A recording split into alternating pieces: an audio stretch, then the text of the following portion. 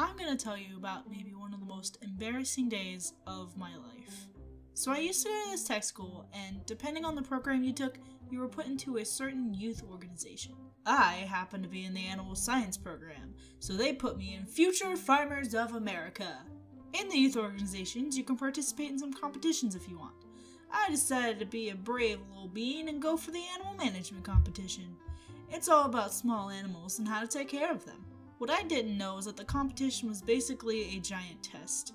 There were 3 portions: a written test, identification, and practicums.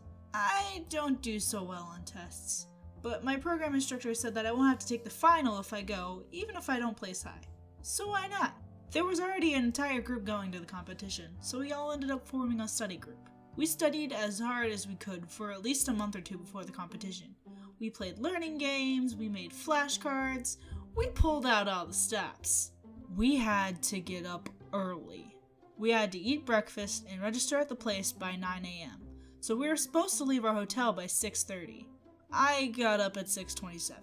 I had to get ready Sonic fast! And for FFA, to go to their competitions, you have to wear a certain attire. That's a white shirt, black pants, socks, and shoes, the traditional FFA jacket, and an FFA tie. I got ready as fast as I could and got in the elevator. I felt like I forgot something, but I just pushed it out of my mind. I shouldn't have pushed it out of my mind. I got down to the lobby and everyone was giving me these weird looks. Turns out I forgot my socks and shoes. Out of embarrassment, I zipped up to my room and back, this time with shoes and socks on. We went to McDonald's for breakfast. I wasn't that hungry, probably because of my nerves, so I only brought $5 up with me to the counter. I was sure my food wouldn't cost that much, but my total came up to $5.27. Now, I don't know if it's because I was so nervous for the competition or what, but instead of doing what normal people do, like go back to the table and get an extra dollar, or ask someone around them to borrow some change, and I cried. I stood in the middle of McDonald's and just cried. Somebody ended up giving me some change and everything was fine. It was finally competition time. I thought I was doing alright. I thought I aced the identification. I was a little rocky during the written test though. Then there were the practicums. Practicums are where you have to stand in front of 2 judges and they'll ask you a series of questions.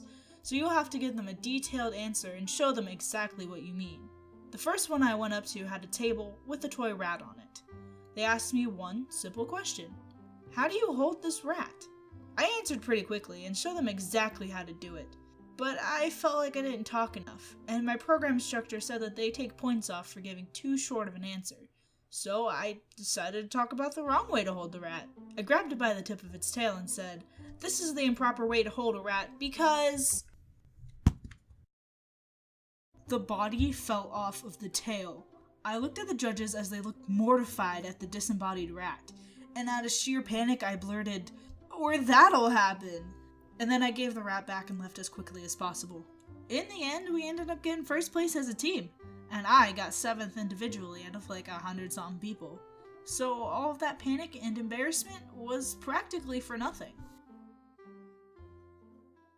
We ended up going to the Chinese buffet across the street, where he got on my case for not finishing my Pepsi.